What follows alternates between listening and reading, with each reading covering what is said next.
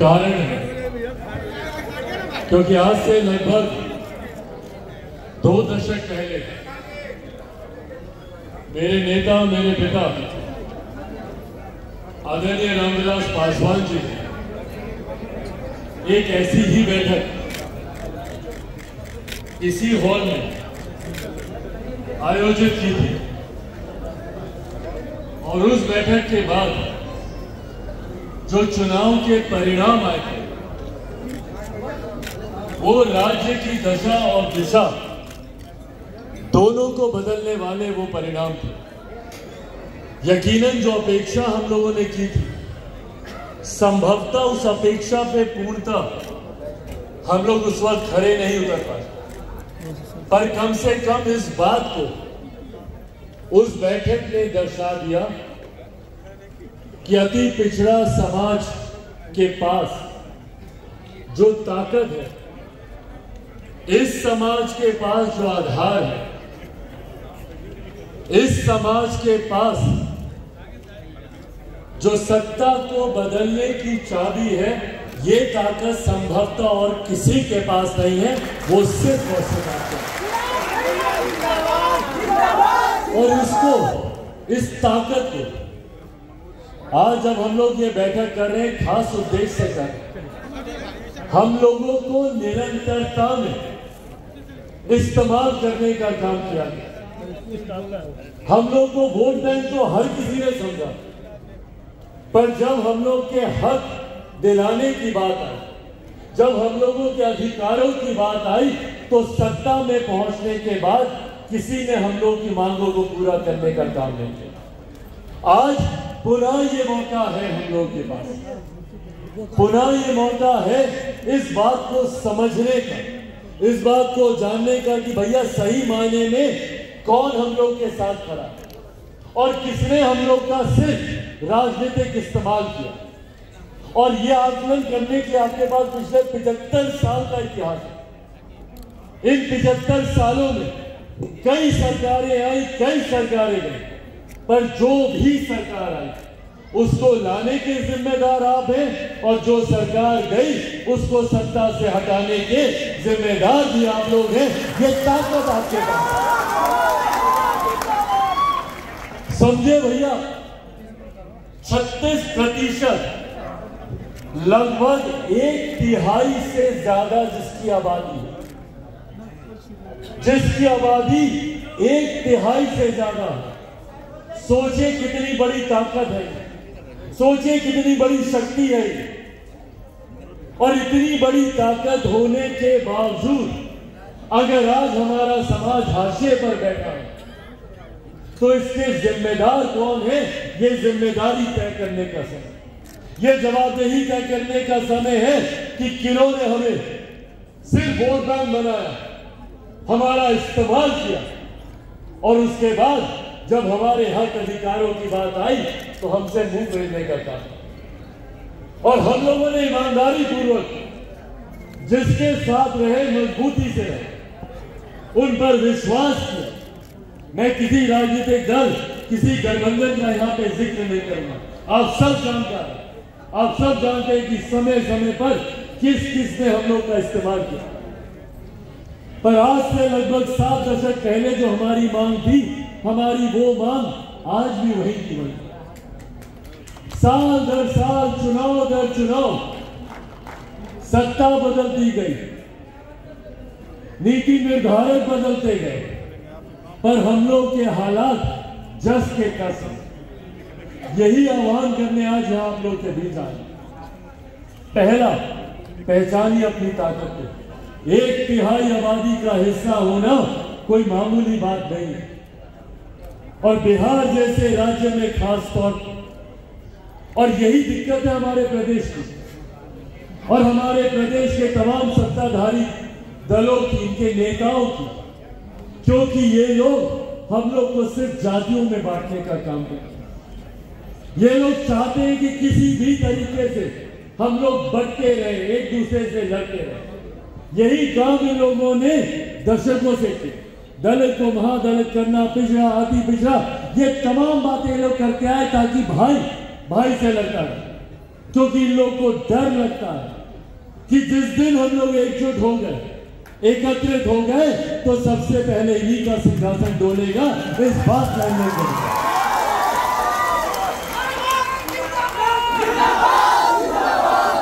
इसीलिए ये लोग जाति की तो बात करेंगे पर जमात की बात नहीं करेंगे।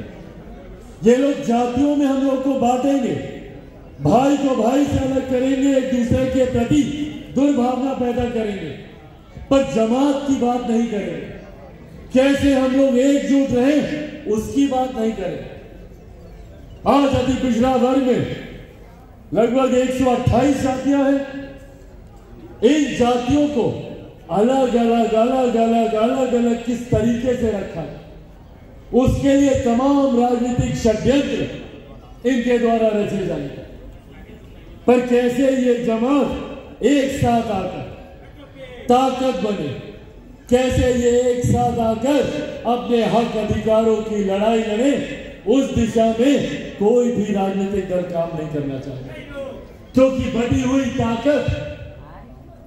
हुई ताकत इन लोगों को संतुष्टि देती, इन लोगों के मन से भय को दूर करती, इन लोगों को इस बात का एहसास दिलाती है कि भाई जब तक ये लोग बटे रहेंगे, अलग अलग वोट बैंक बनाकर इन लोग का लाभ हम लोग लेते रहेंगे। और लेते रहे भैया, लेते रहे। 90 का दशक हो या आज का, उस वक्त भी मुख्यमंत्री जो भी बने आपकी वजह से बने। और पिछले 18 सालों से अगर मुख्यमंत्री नीतीश कुमार जी सत्ता के साथ चिपके हुए हैं तो उसका श्रेय भी आप लोगों को जाता है। आपकी ताकत की वजह से वो वहां पर है। पर आज वहां पर बैठने के बाद क्या किया उन्होंने हम लोग, ये सवाल हम लोगों को पूछने की जरूरत है। और ये समय है अब इन सवालों को पूछने, ये समय है अपने हक अधिकार की मांग को पूरा करने का।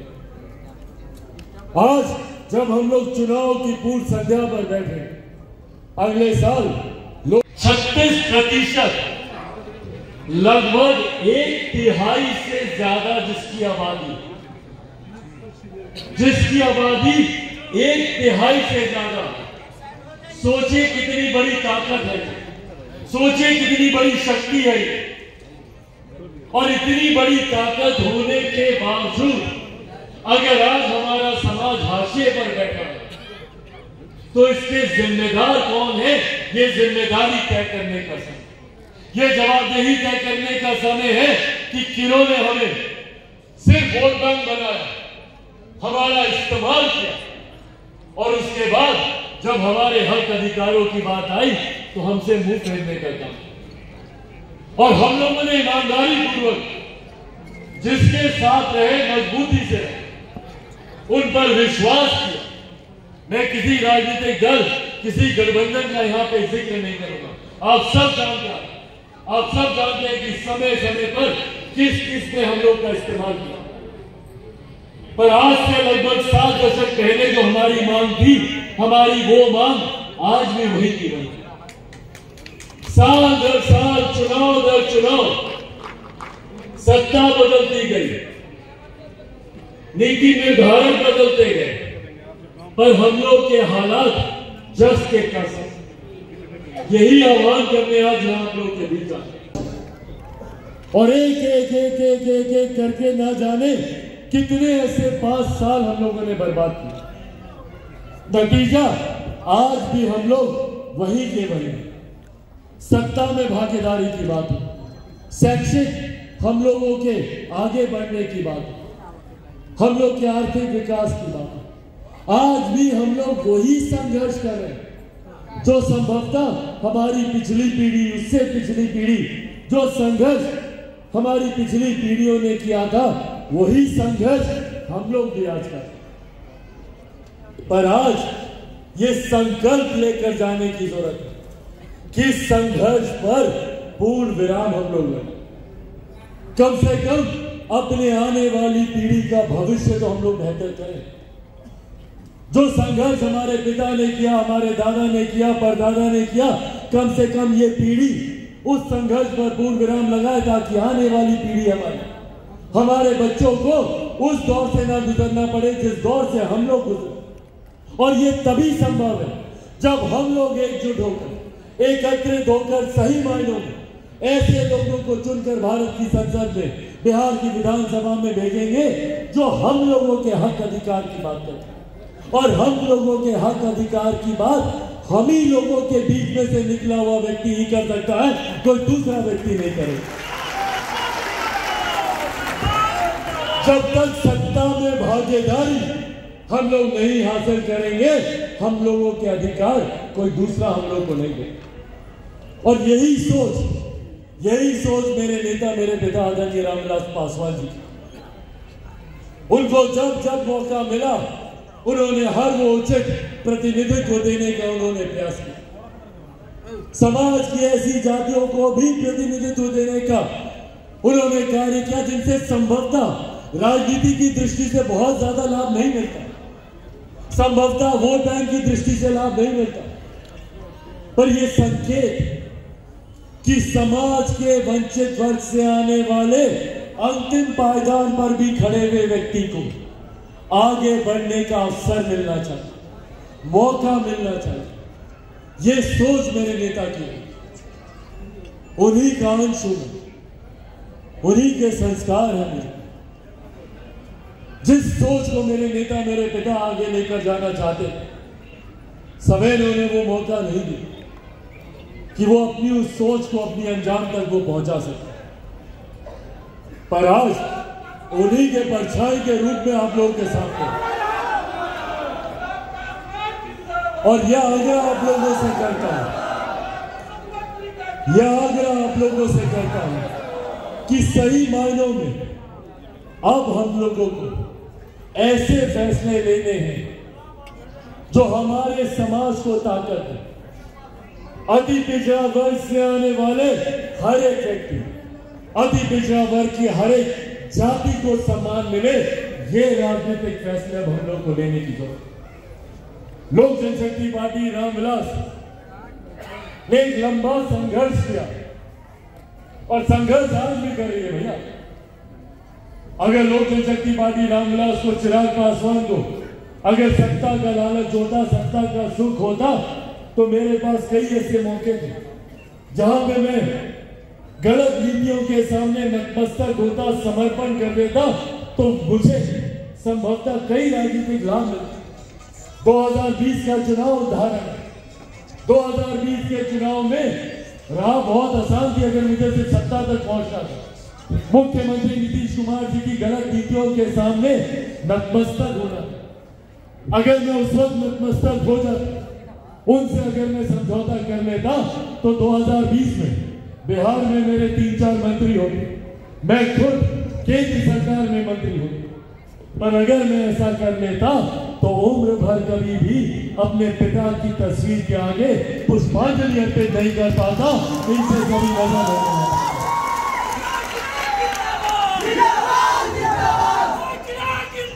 क्योंकि ये समझौता अपने नेता के विचारों को कुचल कर करना, उनके सिद्धांतों को तिलांजलि देकर ये समझौता करना पड़ा। संघर्ष की राह चिराग पासवान ने खुद चुनी, और ये संघर्ष मेरे व्यक्तिगत स्वार्थ के लिए नहीं है। आज इस मंच से भी कई लोगों ने, मेरे तमाम साथी जो मौजूद हैं, रह रहकर चिराग पासवान मुख्यमंत्री, ये तमाम बातें आपकी भावना का मैं सम्मान करता, पर मेरी लड़ाई मुख्यमंत्री बनने को लेकर नहीं, मेरी लड़ाई सत्ता के सुख को लेकर नहीं, मेरी लड़ाई हर उस गरीब वंचित वर्ग से आने वाले मेरे भाई के लिए, मेरे अभिभावकों के लिए, जिनके पास आजादी के 75 साल के बाद आज भी खाने के लिए रोटी नहीं है, रहने के लिए मकान नहीं, जो आज भी ऐसी विपरीत परिस्थितियों में अपनी जिंदगी बिताने के लिए मजबूर है। हमारे समाज के युवा आज भी पलायन करने के लिए मजबूर है, दूसरे राज्य जाते हैं शिक्षा के लिए, रोजगार के लिए, वहां जाकर उन्हें अपमानित किया जाता है, उन पर लाठियां चलाई जाती हैं, बिहारी शब्द को गाली बना दिया गया, बिहारी बोलकर उन्हें गाली दी जाती है। किसने हमारे प्रदेश की एक छवि बनाई? आज जो लोग सत्ता में बैठे, पूछिए इनसे भैया, जो लोग बोलते हैं कि हम लोग बिहार में विकास करेंगे, इतने रोजगार देंगे, इतने को काम देंगे, तो क्यों नहीं किया पिछले 33 सालों में आप लोगों ने? 33 साल कम नहीं होता। जैसे आप लोग 1/3 आबादी है, 33 साल एक आम मनुष्य के जिंदगी का 1/3 हिस्सा होता है। अपनी जिंदगी का 1/3 हिस्सा इस गठबंधन पर हम लोग भरोसा करते रहे, जिनको बार बार चुनकर हम लोगों ने भेजा। जो लोग बैठे हैं, राजद के लोग हो, जनता दल यूनाइटेड के लोग हो, यही लोग का सत्ता में रहे, कांग्रेस यही लोग का सत्ता में रहे। 90 के दशक से निरंतरता में इन लोग की सरकार है। और आज बिहार के हालात देख लीजिए, बुजुर्गों को, महिलाओं को आज भी दिल्ली जाना पड़ता है। एम्स के सामने हम लोग दिनों दिन तक लाइन लगाकर खड़े रहते हैं डॉक्टर से मिलने के। क्यों हमें ये सुख सुविधा हमारे प्रदेश में नहीं मिलती? क्यों आज भी हमारे बच्चों को कोटा जाना पड़ता है पढ़ाई करने के लिए, दूसरे राज्य जाते हैं शिक्षा तालीम हासिल करने के? क्यों ये सुख सुविधा बिहार में नहीं मिलती? भैया, जब भारत एक साथ आजाद हुआ, भारत के तमाम प्रदेश एक साथ आजाद हुए, तो क्यों कहीं दिल्ली बंबई जैसे चमचमाते शहर बने और एक तरफ हमारा बिहार प्रदेश जो आजादी के 75 साल के बाद आज भी पिछड़ा प्रदेश कहलाता है? आप दूसरे राज्यों में चले जाइए, मजाक बना के रख दिया है बिहार का। दूसरे राज्यों में चले जाइए, लोग हंसते हैं हम लोगों को, बोलते हैं अच्छा उसी राज्य से ना जहां पुल हवा में गिर जाता है, जहां बाघ चूहे गुजर जाते हैं। ये छवि बना के रखी है हमारे प्रदेश की। और ऊपर से अपराध, आए दिन बिहार में हो रही हत्याएं, लूटमार, डकैती, हमारी बच्चियों को, छोटी छोटी बच्चियों के साथ दुष्कर्म करके उनके शव को नली नाले में फेंक दिया जाता। महिलाओं के सम्मान की बात हो, बुजुर्गों के सम्मान की बात हो, आज ऐसी छवि प्रदेश में बना दी है कि कोई व्यक्ति दिन में घर से निकलता है तो शाम को जीवित घर लौटेगा कि नहीं, इस बात की कोई गारंटी नहीं। और तो और अब तो प्रशासन बेलगाम हो गया। भाई, अगर आप अपराधी की गोली से नहीं मरेंगे तो मुख्यमंत्री नीतीश कुमार जी का प्रशासन तैयार बैठा है आप लोगों को गोली से भूलने के लिए। कटिहार जैसी घटना शर्मसार करती है हम लोग, हमारे प्रदेश को। जिनको हम लोगों ने अपना रक्षक माना, आज वही हम लोगों पे गोली चला रहे। पार्टी को तोड़ दो, चिराग पासवान टूट जाएगा। नहीं टूटा चिराग पासवान। फिर षड्यंत्र रचा गया कि इसको इसके घर से निकालकर बाहर इसका सामान सड़क पर फेंकवा दो, चिराग पासवान टूट जाएगा। नहीं टूटा चिराग पासवान, क्योंकि जो लोग सोचते हैं भैया चिराग पासवान टूट जाएगा, वो लोग भूल जाते हैं कि चिराग पासवान शेर का बेटा है, रामविलास पासवान का बेटा। भैया, ना टूटने वाला हूं, ना झुकने वाला हूं, और डरता तो भैया मैं किसी से नहीं हूं। जितनी ताकत आजमानी है आजमाने, पर मैं भी सर पर कफन मांग के निकला हूं। जब तक बिहार को विकसित राज्य नहीं बना दूंगा, तब तक मैं भी चैन की सांस नहीं लूंगा।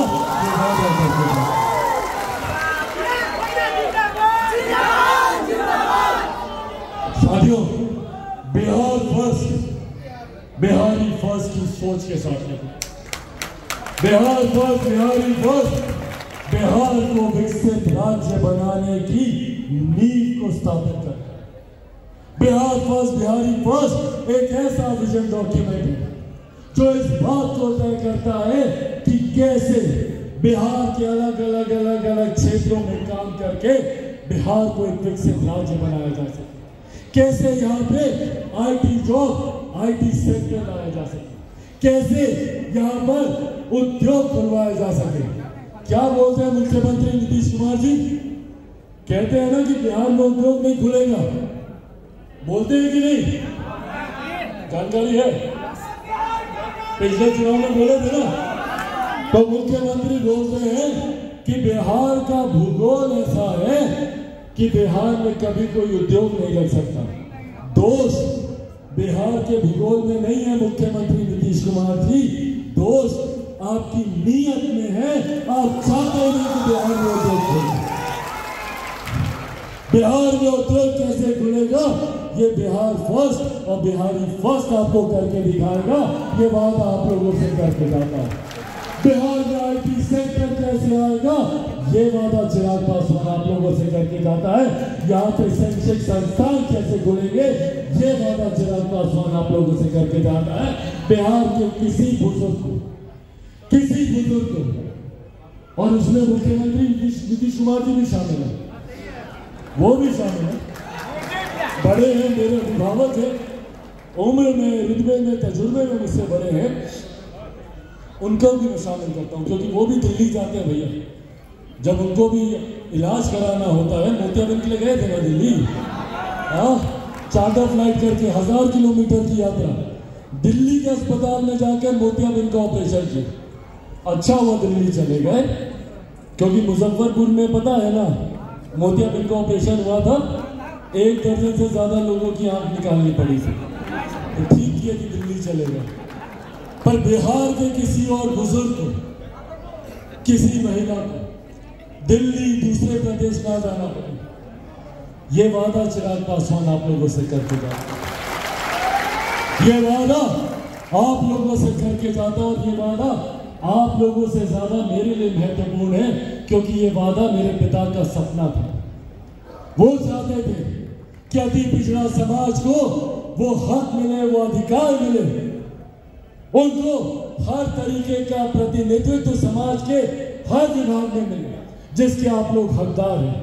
ये हक, ये अधिकार आप लोगों को मिले, ये वादा चिराग पासवान आप लोगों से करके जाता है। ये लड़ाई आप लोगों की नहीं, ये लड़ाई मेरी लड़ाई, ये लड़ाई मेरे नेता के अधूरे सपने को पूरा करने की लड़ाई। बस इस लड़ाई को पूरा करने के लिए जरूरत है तो मुझे आप सबके साथ। मैं जानता हूं कि चिराग पासवान अकेला कुछ नहीं कर सकता, उसमें कदम कदम पर मुझे जहां अपने बुजुर्गों के आशीर्वाद की जरूरत है, महिलाओं के आशीर्वाद की जरूरत है। चाची आशीर्वाद है ना? हाँ, आप सबके आशीर्वाद की जरूरत है, तो वही अपने तमाम युवा साथियों मुझे साथ की जरूरत है। बस आप लोग अपना साथ दीजिए। ये वादा चिराग पासवान आप लोगों से करके जाता है कि अब वो दिन दूर नहीं जहां हम लोग के संघर्ष को पूर्ण विराम मिलेगा, हम लोग के हर हक, हर अधिकार हम लोग के पूरे होंगे। ये वादा आज आप लोगों से इस मंच से चिराग पासवान, एक बार दोनों हाथ उठाकर बताएं, बनेंगे चिराग पासवान, बनेंगे चिराग पासवान, बनेंगे चिराग पासवान, बनेंगे चिराग पासवान, बनेंगे चिराग पासवान। साथियों, बस ये साथ दीजिए, बदले में आप लोगों को विकसित बिहार बनाकर दूंगा, ये वादा आप लोगों से करके जाता हूं। और ये भी वादा आप लोगों से करता हूं कि चिराग पासवान जब तक जिएगा आप लोगों के लिए जिएगा, और चिराग पासवान जब मरेगा तो भी आप लोगों के लिए मरेगा। ये वादा चिराग पासवान आपको। इन्हीं शब्दों के साथ एक बार फिर से इस बैठक में इतनी भारी संख्या और समाज के हर वर्ग का प्रतिनिधित्व करने वाले तमाम साथियों को मैं मंच पर भी मौजूद अपने तमाम साथी सहयोगियों का धन्यवाद।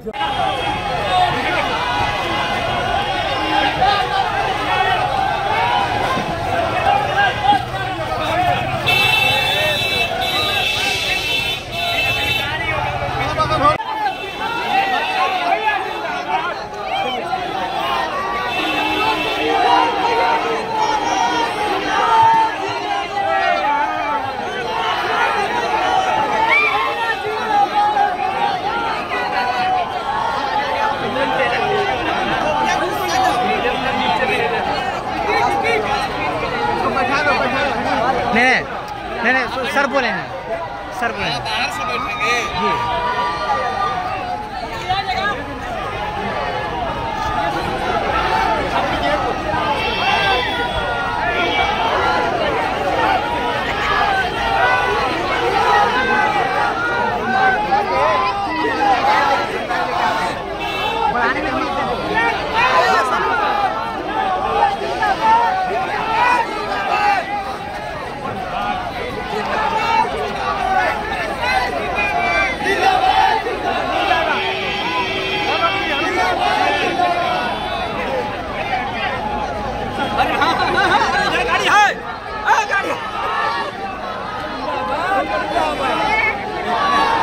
अगर ये वीडियो पसंद आई और वह बिहार के राजनीति और बिहारियत से सरोकार रखेनी तो सब्सक्राइब बटन दबा के चैनल के सब्सक्राइब कर ली। ओजे एगो घंटी बा, ओकरा बटन दबा देला से कुल सटीक और मारक खबर रुआ मुफ्त में मिल जाई। अगर रुआ पत्रकारिता के हमनी के नया प्रयोग में सहयोग कर चाहतानी तो ज्वाइन बटन दबा दी। पेटीएम नंबर नोट कर ली 9386816700। धन्यवाद।